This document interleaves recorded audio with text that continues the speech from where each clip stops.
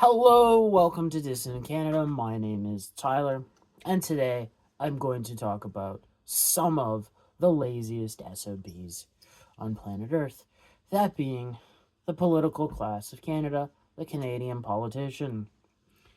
I, it's it's utterly amazing just how adverse these people are to anything approaching work.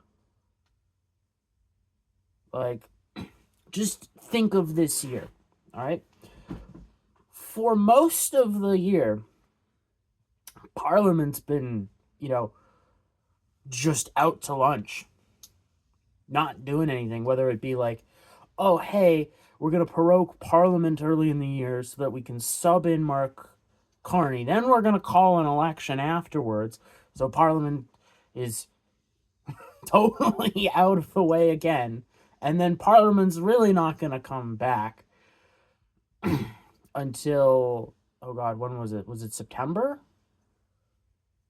Right? Because that was after, like, they were in there for like 2 weeks or something. Then they had their summer break. Then they came back after Pierre won his very easily winnable race. Uh, and like what have they really accomplished in, you know, the few weeks that they've actually worked this year? Not a whole heck of a lot.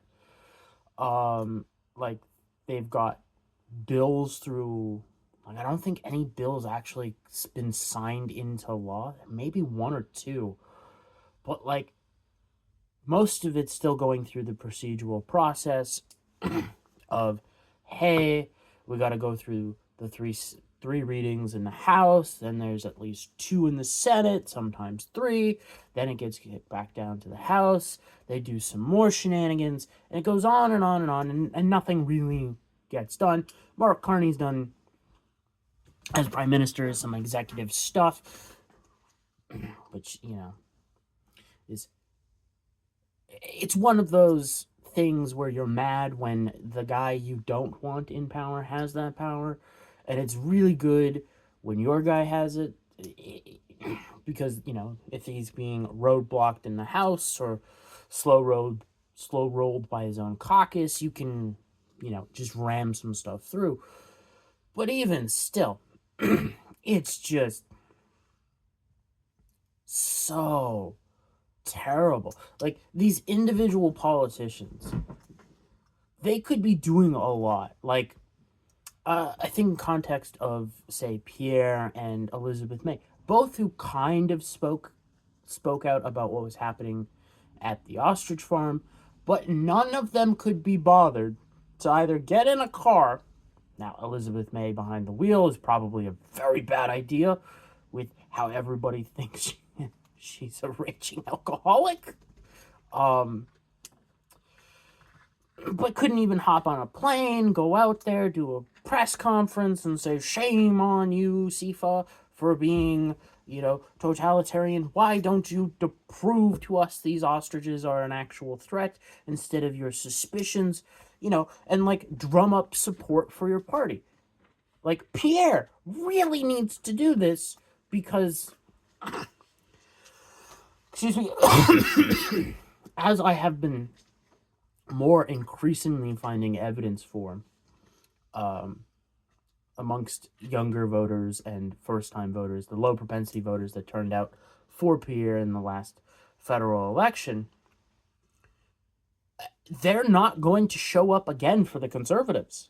Like, they'll go back to non-voting, and we'll see how low the CPC vote total drops. But, like, don't be surprised if it goes from, they got, 41% of the vote or something like that?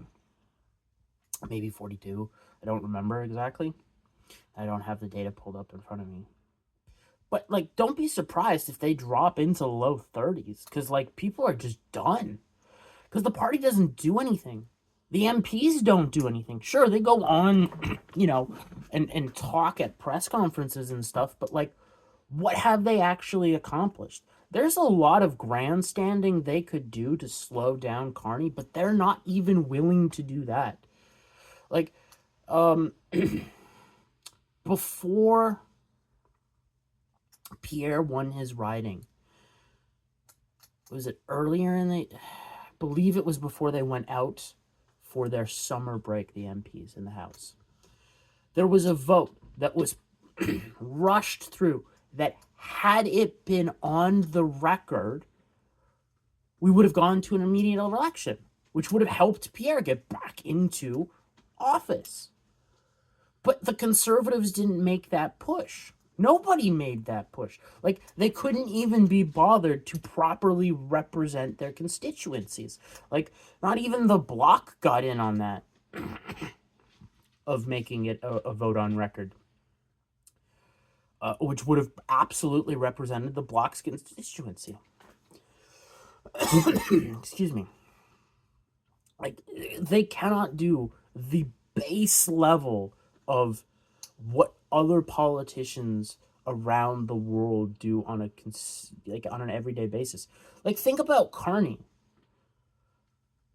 Like, the bare minimum he should be doing is properly representing the radicals that voted him in.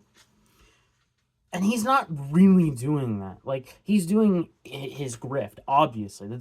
Every politician's going to do that. Like, it's not just the Liberals. It's just the Liberals have been in power for so long. They've gotten so lazy. It's so blatant that, like, you don't even have to, like, really do a hard look and research. You just kind of go, oh, hey, isn't that guy who's getting the contract, wasn't he in the Liberal caucus at one point? Like, that's how long this stuff has gone on, where it's just like the entire grift is exposed. But, like, again, Carney is just making his own bank, and he's not even giving anything back. Like, typically, you see, like, if you compare it to American politics, when the Democrats are in power, do they grift and they make a lot of money? Absolutely. Just look at Nancy Pelosi's stock trading portfolio performance over the last, what was it, she in for 30 years or something like that?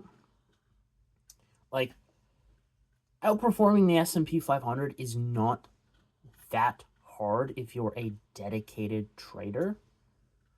Because you're like, what is that average? You got to outperform. So that would be like 8 to 10%, something like that on average a year. It's not that hard to do if you're a dedicated trader. If you're in Congress, it's a lot harder. Now, is it still doable? Yeah, legitimately. Is she doing it legitimately? No. But even still, with like cases like that, you know, Democrat voters got policy that they liked. Whether it's the insanity with Planned Parenthood and abortion for the most part, until, you know, Roe v. Wade got overturned, or, you know, Obamacare, which really has backfired on them. Like, there's substantial policy and, you know, positions that have been moved forward from the Dems. You look at Canada, and it's not the same. All right? Look at how long the Liberals have been in office. All right? And there's no real substantial policy that's been really pushed. Yes, the green ideology has been pushed, but it was like all grift. It was all grift. All right? Yes, you had the carbon tax, and that is a policy position that Liberals did push forward, and their supporters did like it. But there's no big, like, if you look back, all right, from a Liberal voter perspective, all right, what's the big thing you got? All right. Well, it only happened in like the last 2 or 3 years, and that's that. It only really applies to a small part of the country. That would be the child care. Is it a tax credit, or is it like, hey, we're going to give you X amount of dollars a day for child care? I forget how it works, but like that's their substantial policy that they made in 10 years. That's all they got, really. I mean, I can't think of like a big policy. Okay, yeah, you can think of like the Canadian dental care, but that was mainly the NDP that got that through because they were in a position to extort the Liberals. Other than that, there's no substantial big policy. Like even if you look at say George Bush, you get the Patriot Act, all right? And that's like a big substantial thing that has long lasting impacts. Even though it had a sunset clause, it was re-upped not that long ago either. And you just like compare it to Canada, and it's just like our politicians do nothing. They don't even pretend to do anything. Like look at them run for office. They are hilariously embarrassing with how lazy they are. Like you had entire like you had Liberal MPs, you had NDP MPs, you had CPC MPs, and I think you even had a few Bloc MPs who like this was their local riding had debates, and they just didn't show up. They canceled. They're like, why do I need to show up for the people? Fuck that. Like this is my riding. I'm going to get it again, and it's over and done with. I don't need to do this. Like how many times did that happen? Like I know there was in my area, I think there were like 12 to 20 that I can remember, and across Canada, I think it was probably at least 50 that I saw where it's just like, no, it's canceled. One or more of the incumbents just didn't want to show up. It's like they are incredibly lazy, and I'm not entirely sure how we ended up with such a political class that can't even really put in the bare minimum effort.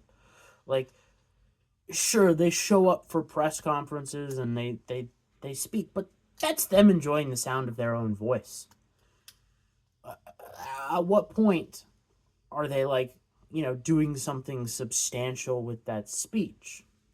Like, a Canadian politician in my lifetime hasn't had an impactful speech that people remember for good reasons. Like, say what you will about Barack Obama, but when he was on the campaign trail for the first time and he was running on Hope and Change, there are some memorable speeches there. When he announced to the world the killing of Bin Laden, like, again, that is a substantial speech. When he was talking about, what would become known as Obamacare, the Affordable Health Care Act, again, there are some substantial speeches there that some merit goes back into listening to them.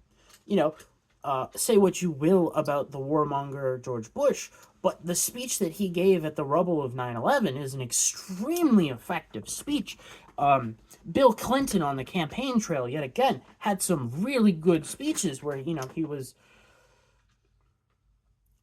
talking about the pain that the American voter was feeling financially, and he's like, I hear you, and it resonated with voters.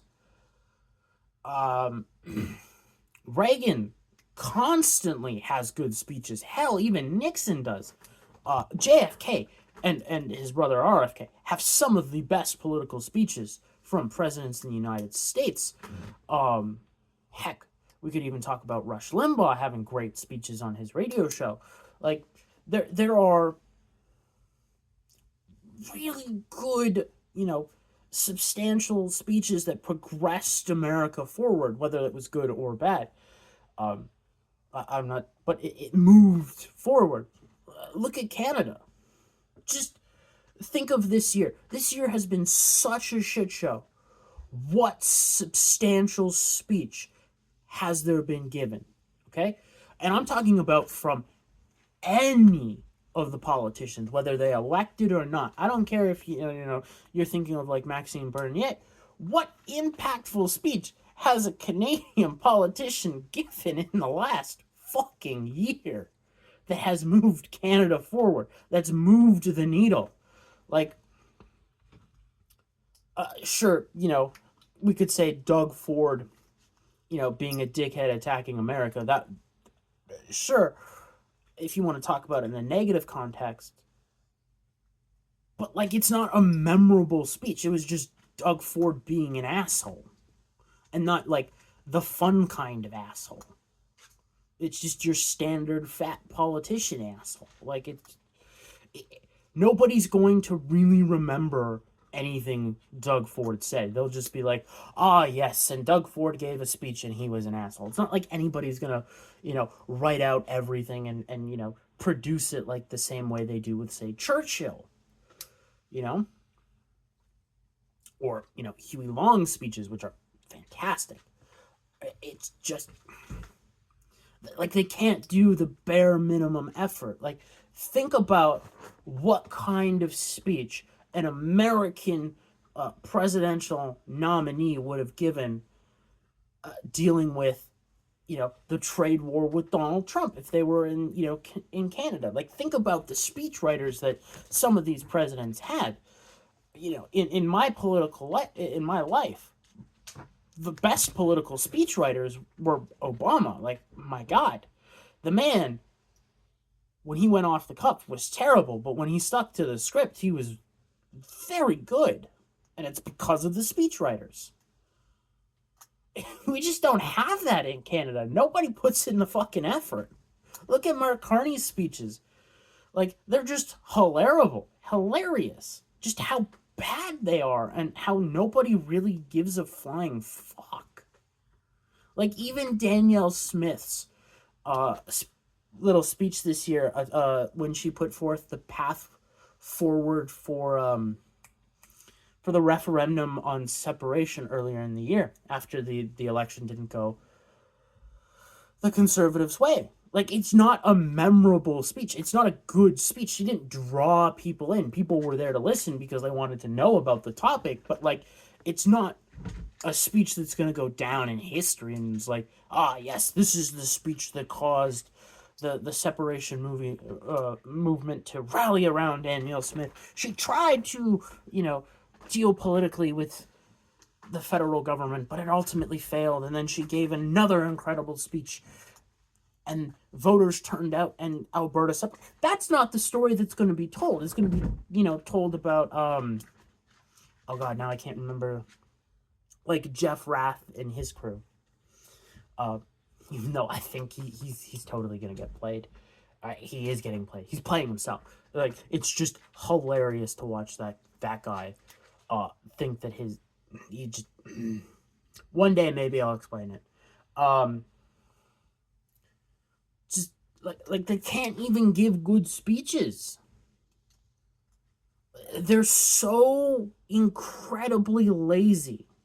Like, look at one of Pierre's best speeches that he gave was right near me. In, I think it was Breslau, the Breslau International Airport. He, like, rented out a hangar and gave a political speech there or something like that. Somewhere in that area. It wasn't an airplane hangar, but it was in the KW area. And, like, it was an okay speech. Like, I watched it. It wasn't that impactful. It wasn't powerful. The language wasn't there. The body language heck wasn't there. Like, it was just weak sauce at best. Like, is anybody looking back at Pierre and the way he ran? Is anybody really surprised that he could not win by 6% technically to win by 2? Because, elections are never on the up and up when you're running against a liberal or anybody on the left. Yeah, you have to win by a minimum of 6 points objectively to win by 2. It's just ridiculous that we can't even get, like here, even compare Maxime Bernier. All right, his speeches were okay, but compare what he was doing this election cycle to the 2021 election cycle when he was talking about COVID and freedom and all that great stuff. Like, he was a pale imitation of himself, for fuck's sakes. Like, he couldn't even do a good enough damn job. And I voted for the fucker. Well, voted for his party. He's not in my riding. He doesn't run in my riding. But, like, man, all the while, all right, these politicians are racking up like at least 15 to 20 paid days of vacation a year on top of, the summer break that they get, on top of the winter break that they get that's like a month long. They're paid anywhere from like $150,000 to $300,000 a year. If they stay in long enough, they get a lifetime government pension that's ridiculous. They get, dental and health care up the wazoo. And it's like, seriously, you can't even hire a fucking speechwriter for $50,000 a year to give you, an incredible speech once every 6 fucking months. Like, these people are jokes. And like, very soon they're going to pay a political price for being this fucking incompetent and lazy.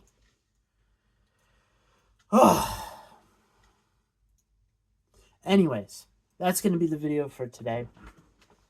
I hope everybody had a great week. I hope everybody has a good weekend. Monday, it looks like I'm going to be talking about credits and leverage, which, if you've been looking at the direction of the S&P 500 the last couple weeks, it's quite relevant. Because whether you like it or not, money is politics. And it does change people's moods. When hope flees for economic, or when the hope for, economic success flees, people get a little testy, to say the least. So, until Monday, have a good weekend.